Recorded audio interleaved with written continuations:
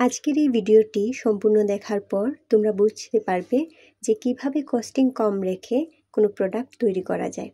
আজকের এই ভিডিওটি মূলত এই বিষয়ের উপরে যে তোমার হ্যান্ডমেড প্রোডাক্ট যেন ইউনিক হয় এবং সেটা যেন রিজনেবল প্রাইসে তুমি কাস্টমারের কাছে পৌঁছে দিতে পারো। Hello everyone, welcome back to my channel SR Arts by Pops। আজকের এই ভিডিওটি মূলত হ্যান্ড পেইন্টিংয়ের উপরে। তোমরা দেখতে পেলে আমি সার্কেল করে একটি কার্ডবোর্ড কেটে সেটা কাপড় দিয়ে জড়িয়ে নিলাম। এখানে যে গ্লুটি আমি ইউজ করেছি সেটা ফেভিকল গ্লু। এটা বড় বোতল কিনতে পাওয়া যায়। ফেব্রিক্রাইল গ্লুটাও তোমরা ইউজ করতে পারো বা ফেব্রিক গ্লুটা, সেগুলো ইউজ করতে পারো। আবার B6000 সেটাও ইউজ করতে পারো। সামনে যেহেতু পুজোর দিন আসছে, তাই আজকে আমি একটি আলাদা ধরনের হ্যান্ড পেইন্টিংয়ের উপরে ভিন্ন দু ধরনের প্যান্ডেন্ট বানানো দেখাবো এবং কিভাবে সেগুলো তোমরা গলার সেট হিসেবে তৈরি করবে সেটাও আমি বলে দেব। এখানে আমি সাদা ফ্যাব্রিকটা নিয়েছি এবং তার সাথে নিয়েছি দু ধরনের তুলি। তোমরা চাইলে তোমাদের পছন্দের যে কোনো শেপের তুলি নিতে পারো। আমি এখানে 20টা নিয়েছি, আবার 10টাও ছিল।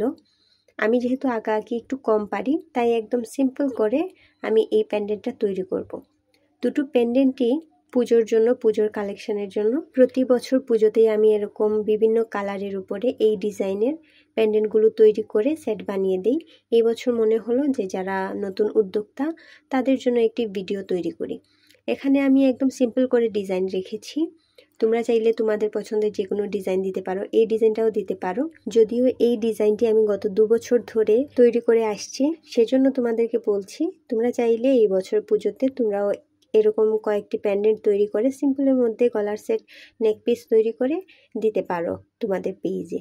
এই ডিজাইনটি এখনও পুরনো হয়নি এবং প্রতি বছরই কেউ না কেউ এটা অর্ডার করে থাকেন, সেজন্য এটা বলছি তৈরি করার জন্য। এখন তোমাদেরকে বলি এটা কিভাবে নেক পিস হিসেবে তৈরি করবে এবং সেটা কস্টিং কম রেখে। তোমরা অবশ্যই ডলি সুতা চেনো, সেই সুতাগুলো তোমরা প্যান্ডেন্ট হিসেবে তৈরি করতে পারো। চাইলে টার্সেল তৈরি করতে পারো, বানাতে পারো ঘরে।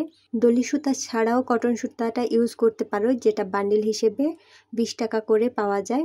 সেটা একটা দিয়ে প্রায় 5টা সেটের জন্য তোমরা টার্সেল তৈরি করতে পারবে। তবে সুতা খোলা রেখেও এটা তৈরি করা যাবে, আবার টার্সেল হিসেবেও তৈরি করা যাবে।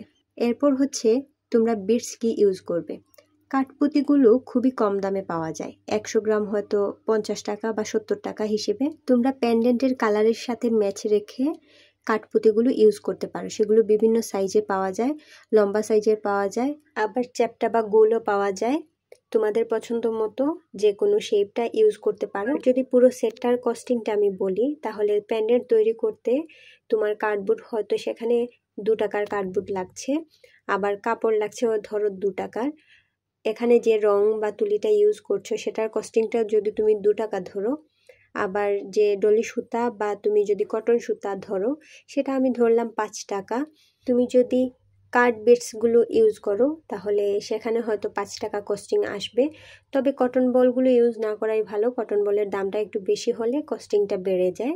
সেজন্য বলছি যে যেগুলো রিজনেবল প্রাইসের মধ্যে রাখা যাবে সেগুলোই তুমি ইউজ করবে এবং নাম সহ আমি বলে দিলাম।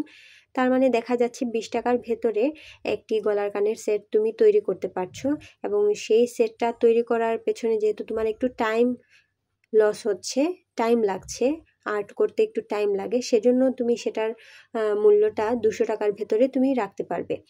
এভাবেই কিছু ইউনিক ডিজাইন তুমি যেটা তৈরি করবে, যেটা আর্ট করবে সেটাই ইউনিক হবে। ইউনিক ডিজাইনের মধ্যে তুমি কিছু সেট রিজনেবল প্রাইসে দিতে পারবে, যেটা স্টার্টিংয়ের ক্ষেত্রে, বিজনেস স্টার্টিংয়ের ক্ষেত্রে তোমাকে সাপোর্ট করবে। তো এখানে আমি দুটো pendant, actually same design but দুটি ভিন্ন স্টাইলে আমি দেখালাম। তোমাদের ভালো লাগলে অবশ্যই আমাকে জানাবে এবং তোমরা কি তৈরি করছো সেটাও আমাকে শেয়ার করবে। আমিও দেখে কিছু শিখবো, তোমরা শিখে থাকলে আমাকে শেয়ার করবে, আমার ভালো লাগবে। সকলে ভালো থাকবে, ধন্যবাদ।